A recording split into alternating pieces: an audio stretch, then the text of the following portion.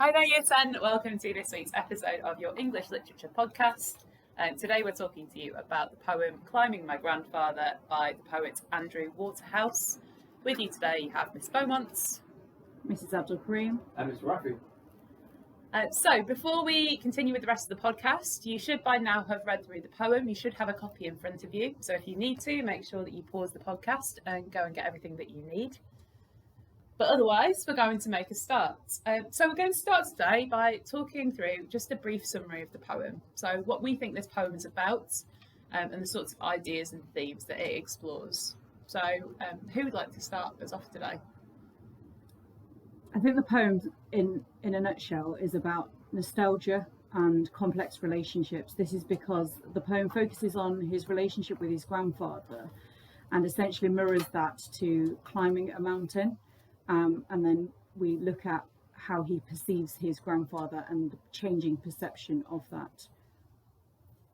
Also, it's very different to a lot of the other poems that we've already read with regards to family relationships. This is, I think, the first one that we were looking at with where there's a grandfather-grandson relationship. All the other ones have been parent and child relationships. So that's quite interesting to see how much of an impact perhaps this the grandparent has made in this person's life in order for them to express the emotions of their relationship. Yeah, I think there's just quite a lot in this poem that's quite ambiguous. It just seems that the relationship between the grandfather and the speaker, there's some very positive connotations to some of the words and phrases that are used, but also some very negative ones as well. So perhaps it's quite a difficult relationship in some ways, or at least there's a level of complexity there. So there's certainly links that you could make to some of the other poems in the anthology which explore kind of difficult or complex relationships. So we'll start by talking a little bit about Andrew Waterhouse himself, to give you a little bit of context. So Andrew Waterhouse was a poet who died quite young, very tragically, of suicide. He was a keen environmentalist, he was a musician, so he really cared about the environment, but obviously tragically took his own life, and perhaps that might have contributed to perhaps some of the more complex emotions in the poem. We can only speculate, we don't know for certain, but it's, there's a possibility that some of the darker side of this poem could be due to those real life experiences that the poet experienced. So with that in mind then, if we're looking at the sort of language that's been used in the poem to describe either the grandfather or this experience of climbing this mountain, this person, what kinds of things might we pick up on? I think the first thing I would look at is the semantic field of mountaineering, and I agree with you, Miss Beaumont. You said that his dark thoughts is mirrored within the poem itself. If you look closely in the poem, there's lots of words associated with mountaineering, but there's also a lot of negative words as well. So in terms of mountaineering, you've got words like screed, which is loose stones, you've got summit, you've got altitude. All of these are to do with the difficulties of mountaineering and not necessarily the beautiful view that comes from the challenges. On top of that, the negative language, there are lots of examples. For example, nails, splintered, scar, dusty, cracked. All of these suggest that perhaps the relationship was a little bit negative, or his perception of his grandfather was difficult. Also, quite obviously, there's an extended metaphor for where he's describing the grandfather as a mountain, and whatever that could mean for him. So we've got, we understand that the connotations of mountain are big, strong, resilient, but also challenging as well. So there's positive as well as negative connotations of a mountain. So it's quite interesting that the poet has chosen to liken his grandfather to something so unique. Yeah, and I'd like to point out that whilst there is a lot of negative imagery, some of the word choices are really positive, particularly when you go down towards the end of the poem. The last line, we've got the slow pulse of his good heart. We've got his hair, which is soft and white, which have very positive, quite innocent, quite nurturing and pure connotations. So again, there's a real juxtaposition there in the language that's been chosen to describe his grandfather, and perhaps mirroring the complexity of the relationship. And I think for me, that's completely distilled in the quote, like warm ice, that we see. But halfway down the poem, we see that he describes his grandfather's skin of his finger with an oxymoron, and well, it's an oxymoronic simile.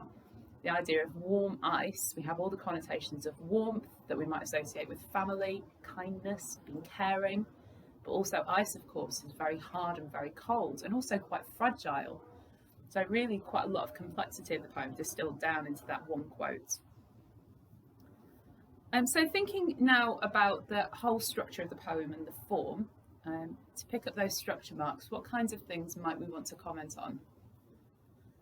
Again, I think the obvious one would be that there is one long stanza. There are no separate stanzas, it's one stanza. And in essence, what this does is it's mirroring the mountain, the kind of how it looks on the page. And that's kind of reinforced through the enjambment and the fact that he's climbing this mountain. And that enjambment runs all the way through that poem. You'll see it from the beginning of the poem all the way to the end. And that kind of mirrors the movement of climbing a mountain. That really reminds me of the poem Follower as well, where the movement of the plough is mirrored in the poem, and you almost have the same kind of effect where the physical movement is mirrored in the structure and the form. So that could be a link that could be made there. I think for me the ending of the poem is really interesting, particularly with the image of the birds circling. That always reminds me of the image of vultures circling somebody who's dying. And I think, particularly knowing the context of the poem, we could perhaps infer that perhaps there is death kind of lurking within this poem, especially with the definitive ending, the full stop at the end. It's almost the idea that when you are a grandfather, you are perhaps coming towards your final years, and perhaps Andrew Waterhouse is exploring this idea that we are all mortal, and we're all, in a sense, climbing towards becoming a grandfather ourselves, that life has this almost cyclical structure. So I think if you were looking at the ending of the poem, when he reaches the summit, one question you might want to ask yourself is what happens there? How does this poem end, and what might some of the implications be now that he's got to the top of this mountain? And to add to that, the last couple of lines, a lot of the words there, especially the final line, are monosyllabic, so it really slows the pace down. And I think the fact that the poem ends with the words good heart, like you said, ends on a very positive, conclusive note, that despite all the challenges, the voice, the persona, comes to the conclusion that his grandfather has a good heart, and I think that leaves the poem on a very positive note.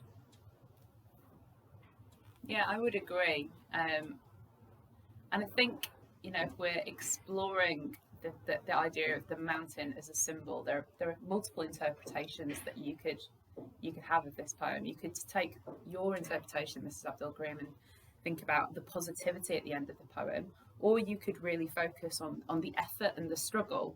At the end of the poem, we also have that the speaker is gasping for breath. He can only lie watching clouds and birds circle. So whilst there's a very positive note, there's also this sense that there's been a huge amount of effort, and the question of whether that's an effort that you will recover from. So there's definitely two ways of looking at that. So if we're thinking about drawing links between the poems, then what kinds of poems would be a good fit? Would be poems that we could draw similarities or differences towards? One of the main things that I picked up on, especially from the beginning, as it starts in the first person, I decided to do it free without a role playing net, shows a sense of independence, shows a sense of growth, and someone who's aiming for a sense of freedom, which can be quite clearly linked to Mother Any Distance, as we can see the speaker in Mother Any Distance, someone who's trying to break free from perhaps the shackles of parenthood and the shackles of being mothered, and wanting to gain that independence and that freedom, especially towards the end of that poem. So I think Mother Any Distance is a good point that we can compare with that. Adding to that then, Eden Rock, I think there are similarities and differences. With Eden Rock, you've got natural imagery, and that's quite an important part of both poems.